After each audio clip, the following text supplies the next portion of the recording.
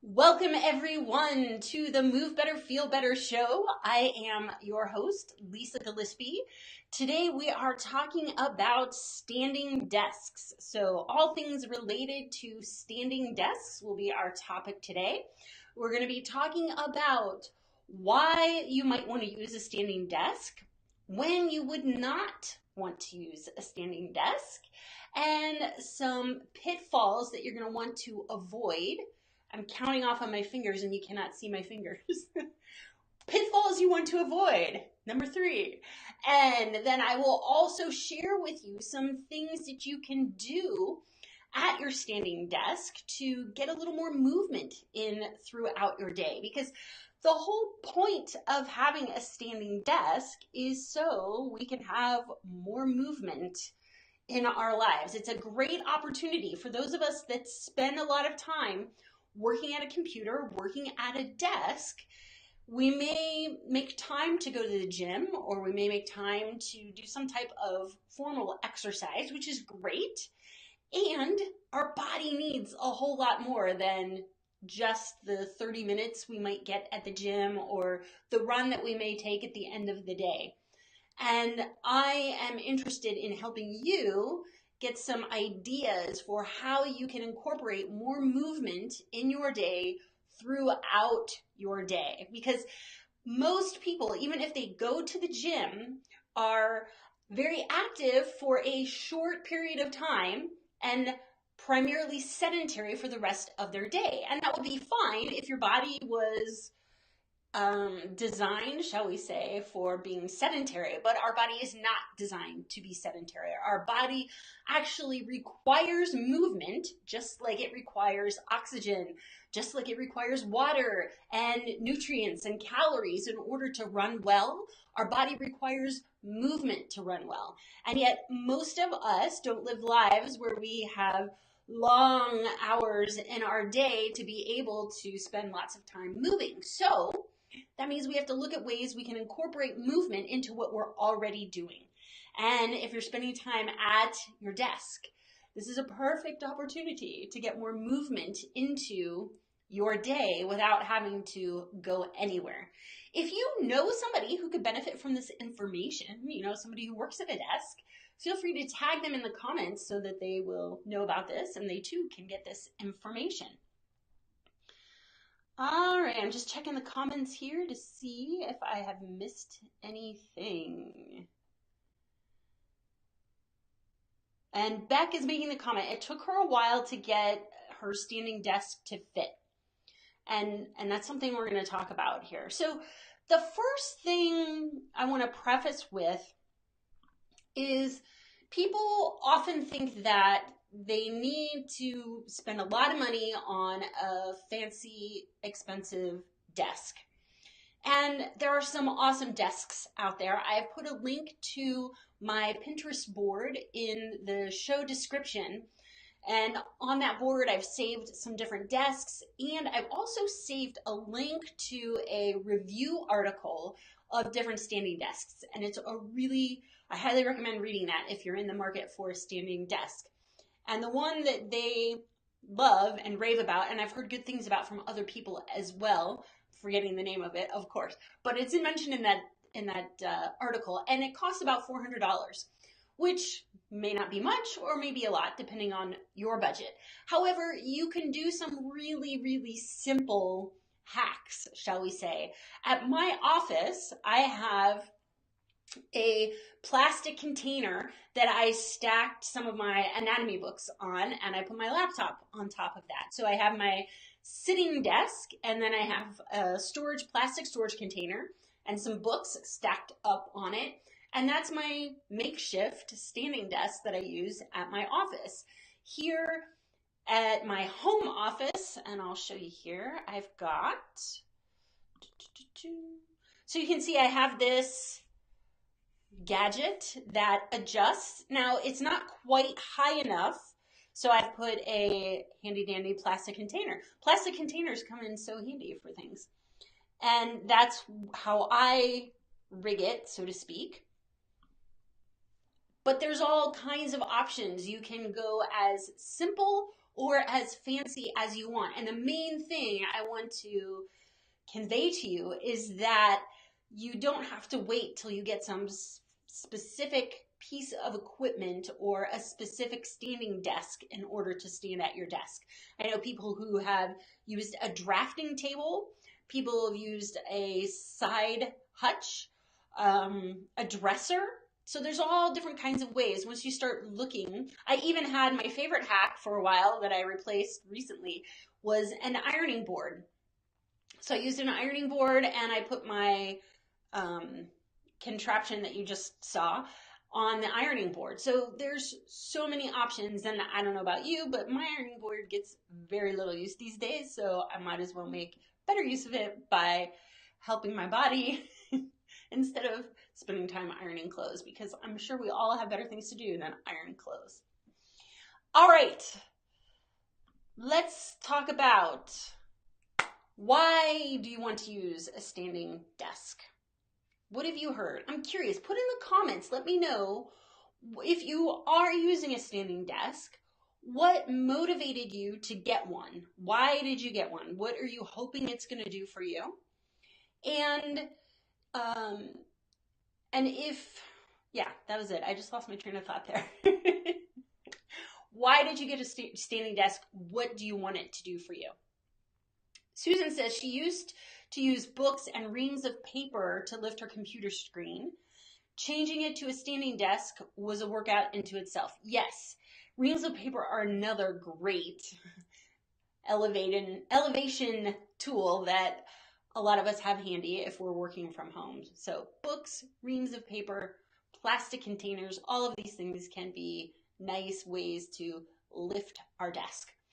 So one big reason to use a standing desk is that it gets us out of this seated position, which is hip flexion and knee flexion. So this default position when we sit is a lot of hip flexion and a lot of knee flexion. So here you are in your seated position and your hips at a 90-degree angle and your legs at a 90-degree angle, and often our pelvis is tucked under and we're slumped forward, and this is where we stay for hour after hour after hour. So mixing it up is a really great thing. When we stand, we're giving our body some variety. We're changing joint angles, which is always a good thing. We're changing the use of muscles. So when we sit in a chair or a couch or wherever we're sitting, we can outsource a lot of the work for keeping ourselves upright to the chair, to the thing we're sitting in, so that our muscles don't have to do the work. When we're standing, it's more difficult to outsource the work. We're using, our body is needing to do the work. The muscles are needing to do the work to keep us upright, unlike with a chair where we can have the chair keep us upright. Let's see here. Oh, good. Glad you guys are liking the camera setup. Kelly is saying she used a standing desk to reduce neck pain and to get her to move more. Kelly's also saying her hips would get so stiff and then she wasn't able to track properly when she went to walk. Yes. People notice a lot of hip stiffness, back achiness, knee things. Susan is saying, curious thing, my fiance loves his standing desk, but he's training for a half marathon and he's found that the standing desk doesn't allow his legs to get enough rest from his long runs. So he has to sit more than he used to. That is interesting. And I can see why that would be the case. So you've got somebody who is doing a significant amount of training for a really specific event, and there is a certain amount of recovery that needs to happen, because I'm imagining he's really ramping up his activity level in order to be able to do that half marathon. And so recovery becomes really important in that process as well. And sitting can be one way to do some recovery. He might, just to plant a seed there, Susan, he might want to take a look at a book called The Role Model, ROLL Model, MODEL, by Jill Miller, and it's a phenomenal book for anybody here. And it is using these rubber balls like this. This is a really old one, so it's shiny. They're not typically shiny. And it guides you through different self-massage techniques that you can use the balls to do. And there are incredible photographs in it and great instruction, and it's an amazing, amazing book. So I highly recommend that for your fiance to support his recovery, and also for any of you who are also looking for ways to support your body further. Beck is saying, I have a history of L4, L5 issues, and it gets me moving. I have a yoga mat to do stretches behind me during the day. It took me a while to increase my fitness for a standing desk. Oh, great. You put the link in. Awesome. Oh, good. Glad you roll, Susan. And if you have a link to a favorite standing desk, put it in the comments, because that will be a really helpful resource for everyone here as well. Now, let me get back to my train of thought. So we're looking to stand to vary our joint position, to use our body more throughout the day. The thing to also keep in mind, and people often, as Beck mentioned, she needed time to transition to a standing desk. So if you're someone who spent a long time sitting, just like we talked about last week in our shoe episode, if you've spent a lot of time with your feet in shoes, you need transition time. And the same goes for standing. For transitioning from a seated desk to a standing desk, you don't want to do it all in one fell swoop. The goal is not, I'm going to repeat this, the goal is not to spend 8 hours standing at your desk each day, just like the goal is not to spend 8 hours seated at your desk all day. We're looking for ways to vary our position and vary our movement. So I am not telling you, swap out your sitting for standing and don't ever sit at your desk anymore.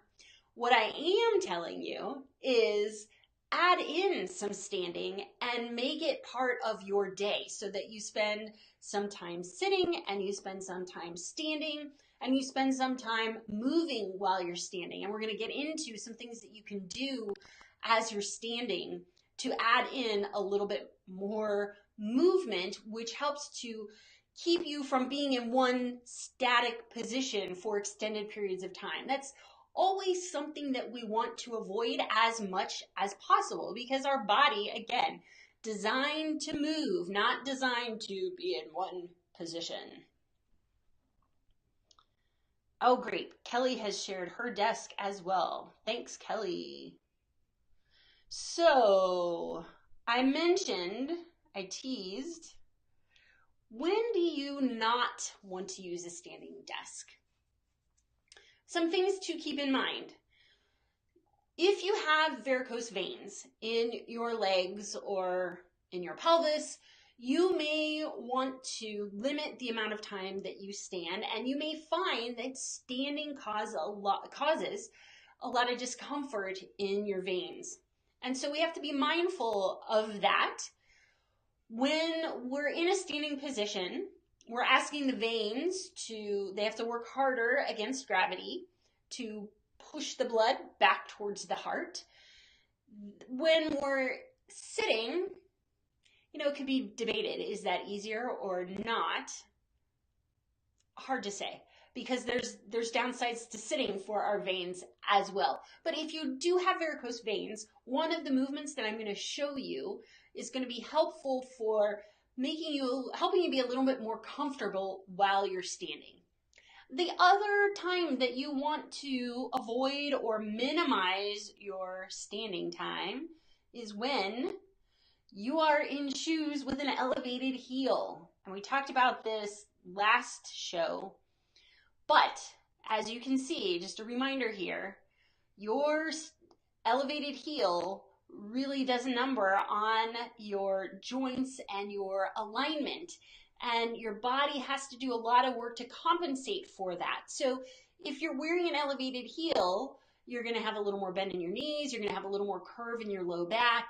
It's going to throw things off. And this is not beneficial for your body. So I would say, if you're wearing heels, I would not suggest that you use a standing desk. I would suggest you use a standing desk if you're in shoes that are completely flat or very, very minimal heel if you're progressing towards a decreased heel. And if your shoe does have a heel, then I would be really mindful to vary your time standing with sitting. So we really want to be mindful of that when we are doing our time at our standing desk. What do you have on your feet? And if you have shoes with an elevated heel, there's no good way to be aligned in a heel. That's the bottom line. All right. So you're going to be more vulnerable to foot pain, and you're going to be more vulnerable to back pain if you are wearing an elevated heel when you are at your standing desk.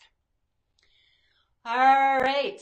Next up, pitfalls to avoid when you are at your standing desk. So these are some common things that I see people doing when they transition to a standing desk, because it's what they do when they're not at a standing desk. You're taking all of your standing habits and you're putting them in front of a desk. So let's look at what standing habits you may have that you want to be mindful of.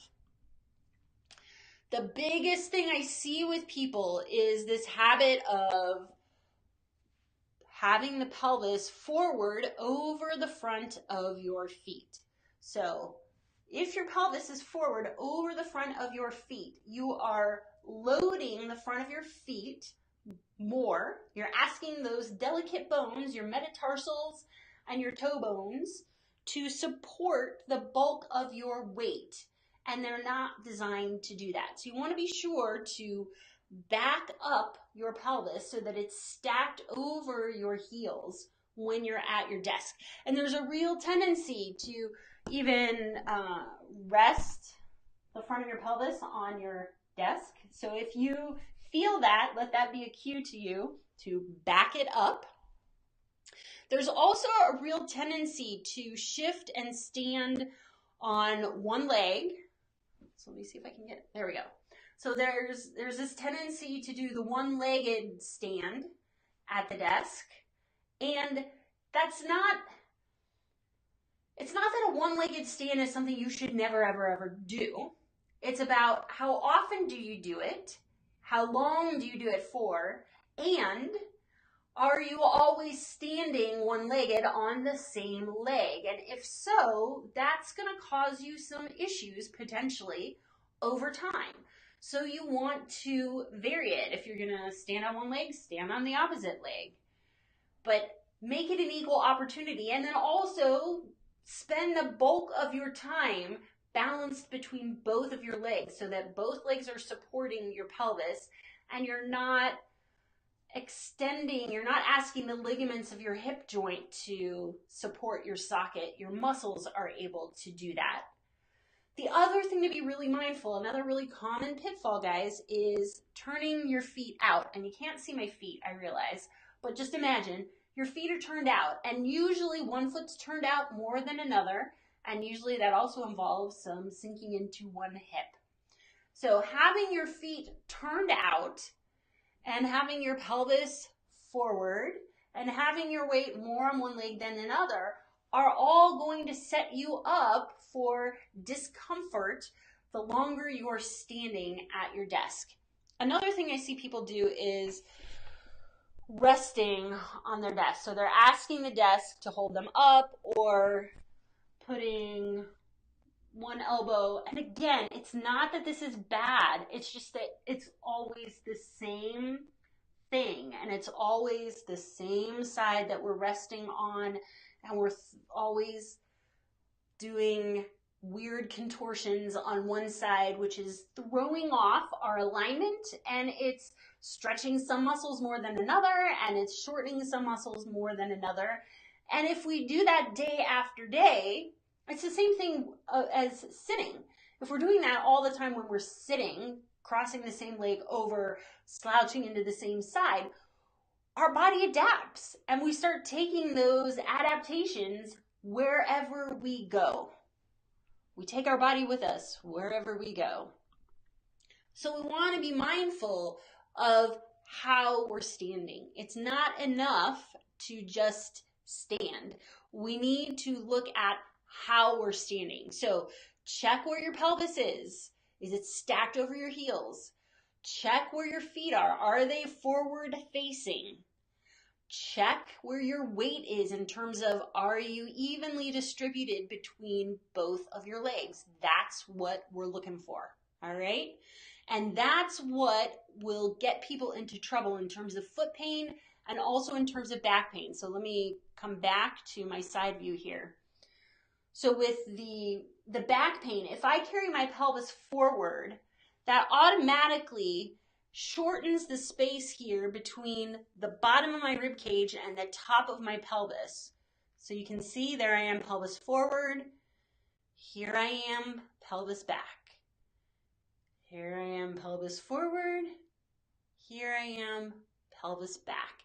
And with the pelvis forward, not only am I shortening these muscles, but I'm also compressing these discs in between my vertebrae, and I'm pushing the discs forward towards the front of my spine. And trust me, you don't want to be doing that. So if you want to avoid back issues, back your pelvis up over your heels and stack your torso over your pelvis. So you're not wanting this, because that does the same thing. It shortens that space in your low back as well. You want to have the ribs relaxed down and the pelvis stacked over your heels. Susan, yay. Susan is catching herself, and she's fessing up that she is all about the one-legged stand. And I know you're not alone, Susan, at all. In my day, that was one of my favorite habits too. Stand on my left leg, turn out my right foot, and sink down into my left hip. That was my default. So we've talked about some pitfalls you want to avoid. Let's do a little movement break here, because we're going to talk about things that you can do at your desk. And before I do that, I'm just going to put a little plug in that if you are enjoying this show, that's the wrong slide there. This is the slide I want. If you're enjoying this show and you'd like to join us again, the show happens every Tuesday at 5:30 p.m. Eastern.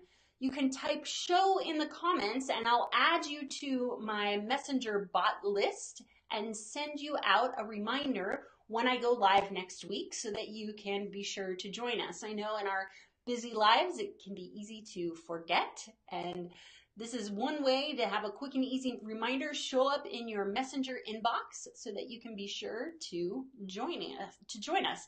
And if you're not able to make it live at that time, the link in that message will still bring you to the replay that you can watch when it is convenient for you.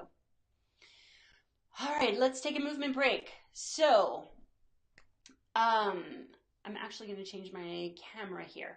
But one thing I want to show you, I'm going to digress really quick. This is a half dome. So if you know about foam rollers, this is half of a foam roller. And I cut this myself, so it's in an extra long way. But this is one thing I love to use at my standing desk, and I'll show you how I use it in just a minute. I also showed you the ball. This is a yoga tune-up ball. A tennis ball is also useful. I don't like tennis balls as well because they're hollow inside, and so they squish. They don't offer as much resistance or as much pressure as this one, although if you have really tender feet, that could be a good thing.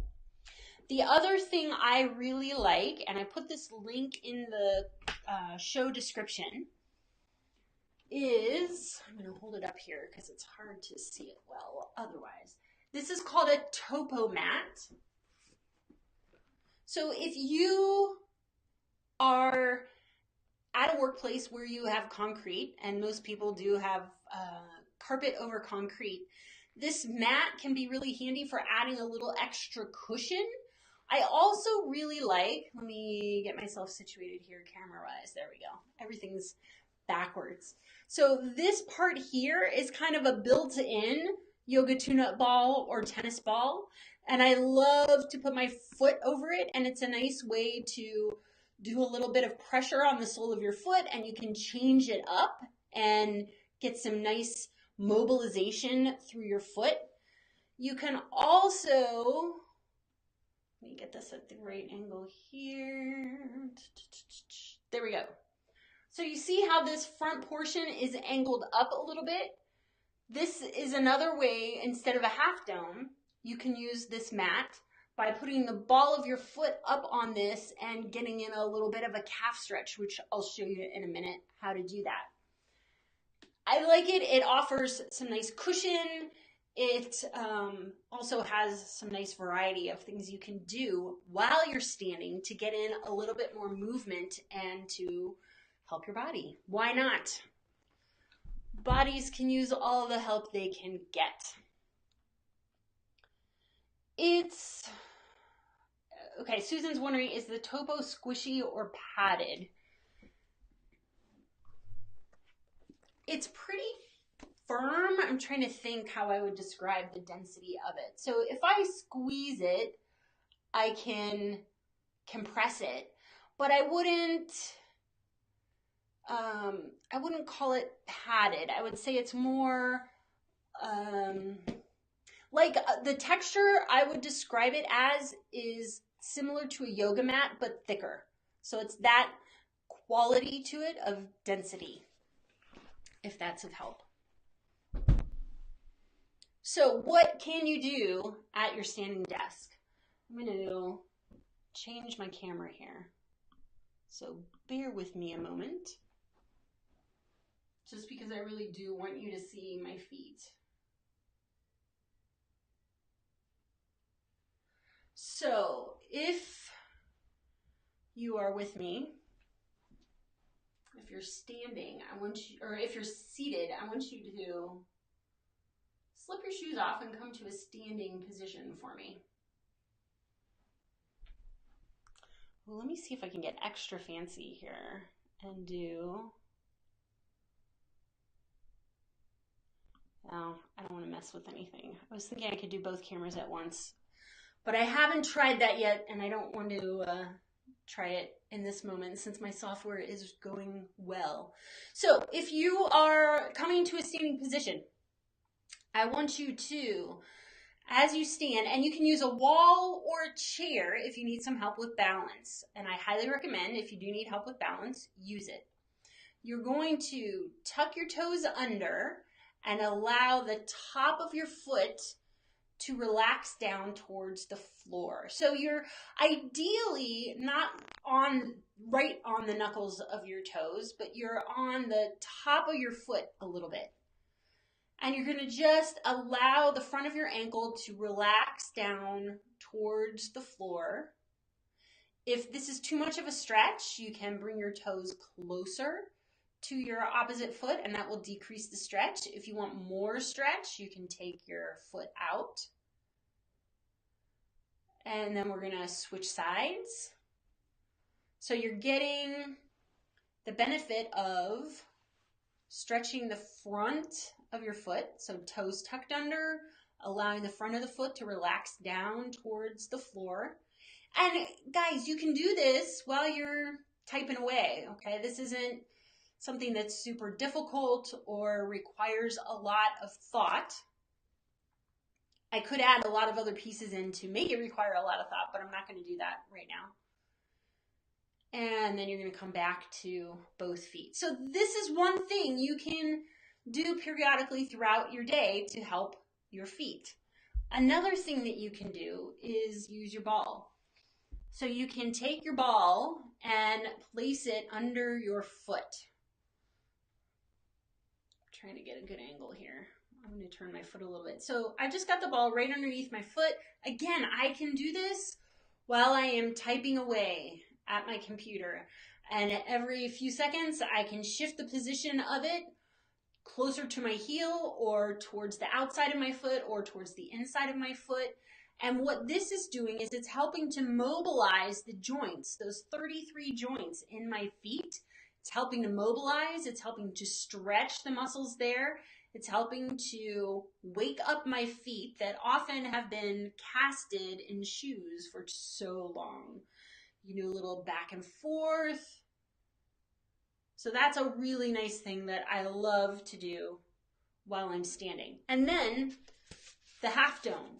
If you don't have a half dome, and I'll put a link to the half dome in the description above in just a minute. I ran out of time to do that before I came on. If you don't have a half dome, you can use a block or a book.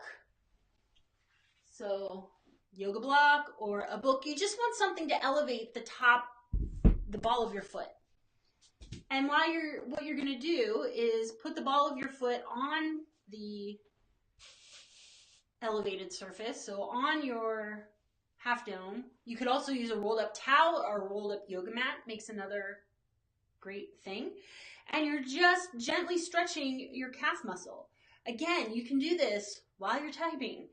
And calf muscles are notoriously tight in people, and stretching your calf muscles has great benefit for your walking, for your gait. This is also, when we talked about varicose veins earlier, this is something that would be really helpful for varicose veins because you want the muscles to be able to lengthen and contract to support blood flow, venous return back to the heart.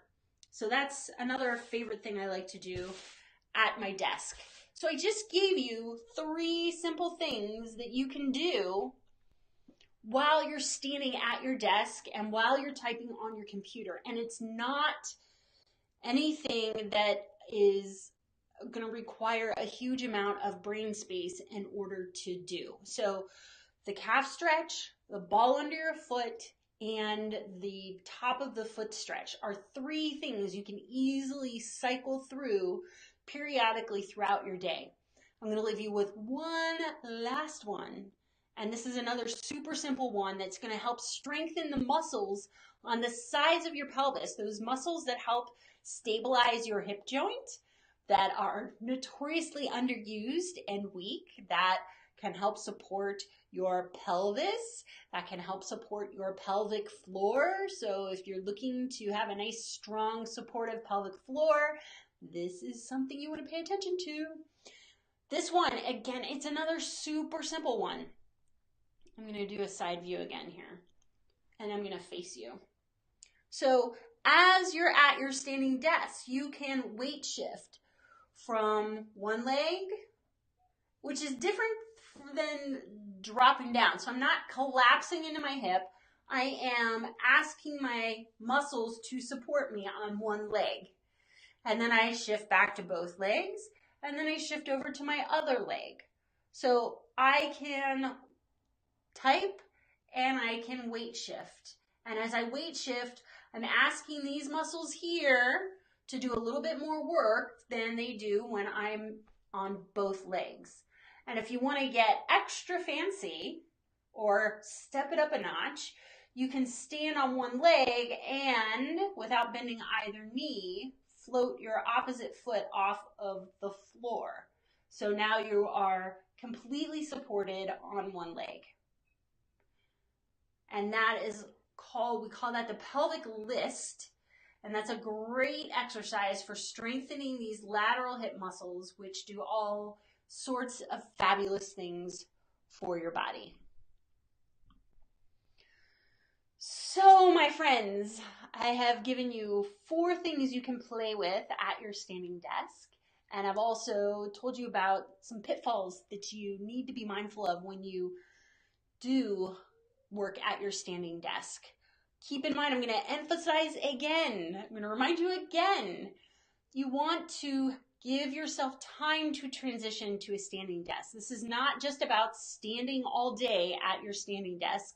This is about using your standing desk as an option so that you have your seated option, you have your standing option, you have your movement while standing option. And you could even throw in a third option that I do because I'm working from home. I know people who work in a regular job probably don't have this option, but I also do work seated on my floor at my coffee table. So that's my seated option. And by sitting on the floor, I ask my muscles to do a little bit more work than if I'm seated in a chair. And I also vary how I sit, which I'll save that for another show and showing you some different options for sitting. But just keep in mind, variety is key, and give yourself time to transition. All right, I'm trying to think. Let me just double check if there was anything else I wanted to leave you with. I think we're good. So next week, same time, same place. Tuesday at 5:20 is the pre-show, 5:30 is the show.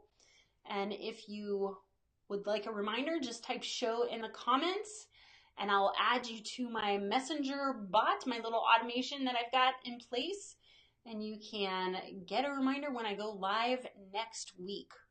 Also, I am starting a new project. My new baby will be going out into the world here shortly, and it is a community for those of you who are looking for a little more support and a little more community and connection with people and a little more guidance in the process. I am putting together something called the Movement Tribe. And it is going to be a wonderful opportunity for people to get some structure, some classes. I'm going to have a movement library that people can tap into for help with different things that they're working on, things that they would like to improve. And so I'm putting the finishing touches on that information. And if you'd like to know about it when it is ready to go, just type tribe in the comments and I'll send you a message about that. All right, everybody, I wish you well. Thanks so much for being here. It was great to have this time together, and I will see you next week. Bye-bye.